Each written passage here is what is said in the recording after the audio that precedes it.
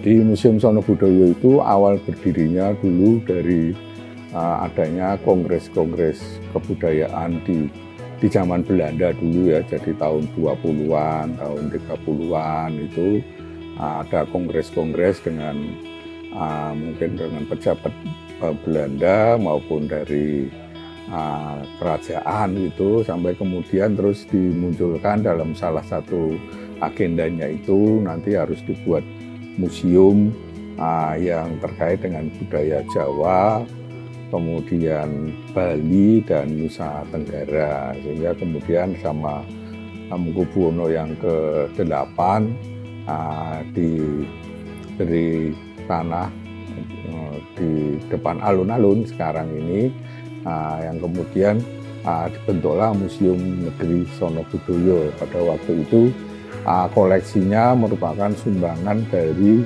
yayasan Belanda yang namanya Java Institute. Nah, kemudian dalam perkembangannya waktu di bawah penjajahan Jepang juga namanya juga ganti Jepang, koleksinya tetap, tetapi semua tulisan dan bahasanya jadi Jepang. Kemudian masuk ke Indonesia, ditangani oleh kota, kemudian diambil alih oleh pemerintah pusat, Kemendikbud, kemudian tahun 2000 diserahkan ke Pemda Provinsi DIY, sampai sekarang ditangani oleh Pemda Provinsi DIY di bawah Dinas Kebudayaan.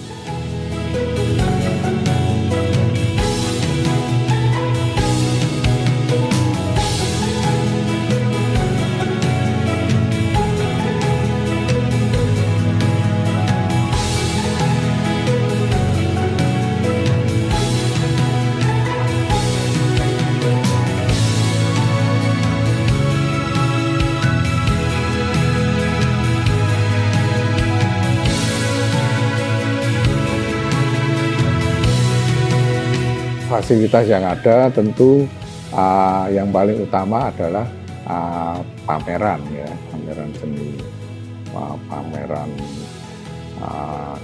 tetap yang ada di unit 2, kemudian ada juga pameran temporer ya, karena jumlah koleksinya ada 63.000, sementara ruangan yang untuk ruang pamernya hanya bisa nampung sekitar hanya 2% saja. Jadi untuk yang lain itu ada di ruang storage atau penyimpanan. Nah, untuk mengeluarkan itu kemudian dibentuklah pameran yang sifatnya temporer atau tematik-tematik tertentu gitu, sehingga yang ada di ruang storage bisa dikeluarkan.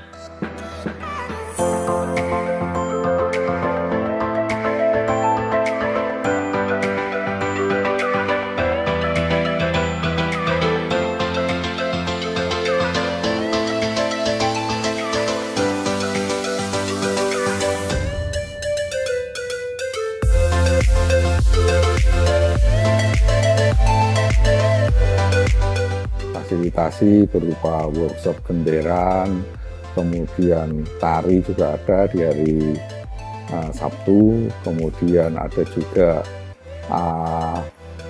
batik, workshop batik, dan mungkin nanti ke depan akan ada workshop-workshop yang lain. Juga fasilitas perpustakaan, kita sudah akreditasi A, silakan masyarakat yang ingin menggunakan perpustakaan untuk sekedar baca-baca atau untuk mungkin untuk membuat tesis atau skripsi, silahkan, boleh diakses, dan itu semacam ruangan yang seperti co-working space gitu ya. Jadi sudah ada wifi-nya, sudah ada cafe-nya di dekat situ juga, jadi monggo silahkan bisa diakses.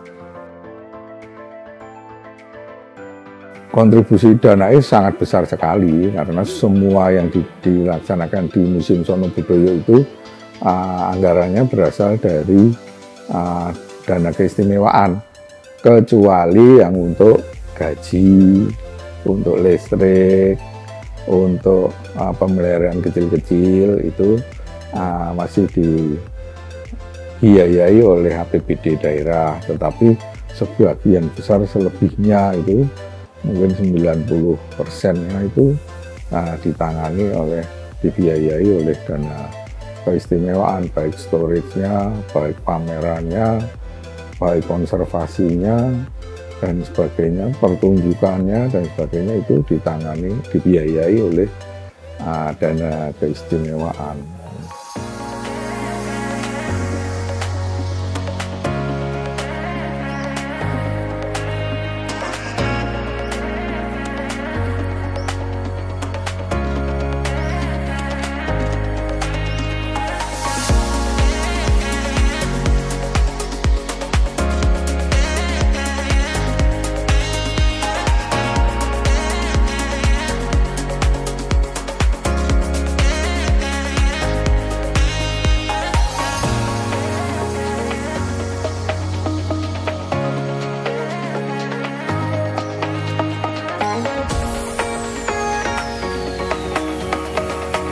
Perkenalkan, saya Mustika.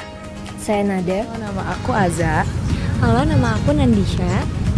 Penasaran aja dalamnya ini, maksudnya melihat budaya juga, terus juga belum pernah ke sini, jadi kita mau lihat di sini ada apa aja, maksudnya ada budaya apa aja, kesenian apa aja, seperti itu. Mungkin lebih ke wayangnya sih, dan juga tadi sempat lihat juga ada teknologi baru juga di sana, termasuk kayak kita ngeliat keris-keris juga yang ada penjelasannya sangat menarik juga, dan teknologinya sih terutama yang menurut kita juga udah mulai advance. Terus juga kita lihat kayak ada yang tiang kayak segitiga itu juga menarik banget. Dan mungkin sebenarnya lebih semuanya menarik sih, cuma yang lebih berkesan di aku itu lebih ke wayangnya. Iya, dari sosial media sih Mas, apalagi kan banyak dari TikTok kayak gitu, dari video-video kayak gitu sih. Bagus banget sih, dan juga kita ngelihatnya di museum yang baru, memang bangunannya juga baru, fasilitasnya juga bagus, ada foto dan lain-lain, itu juga lumayan menjadi point attract dari kita juga. Terus banyak spot-spot yang bagus untuk foto, untuk video, dan tata ruangnya juga bagus sih kalau menurut aku. Semoga kedepannya bisa lebih maju lagi dan juga bisa lebih nge-attract masyarakat luas biar datang ke sini, juga biar dapat ilmunya juga yang ditampilkan di museum ini. Mungkin aku tambahin sedikit lagi, tadi sempat ada beberapa juga yang mungkin belum ada penjelasan bahasa Inggris, sementara tadi aku lihat banyak turis juga di dalam. Jadi mungkin kedepannya semoga juga museumnya juga melengkapi bahasa-bahasa yang memang diperlukan aja sih untuk turis, biar mereka juga bisa lebih mengenal dan juga lebih paham sama karya-karya yang ada di dalam. Tetap dipertahankan aja sih, mungkin nanti juga bisa ditambah mungkin ada kayak pagelaran atau apa gitu, maksudnya yang buat menarik secara live gitu, mungkin juga bisa menarik banyak orang lebih lagi, tapi ini bisa dipertahankan terus gitu, jadi udah bagus.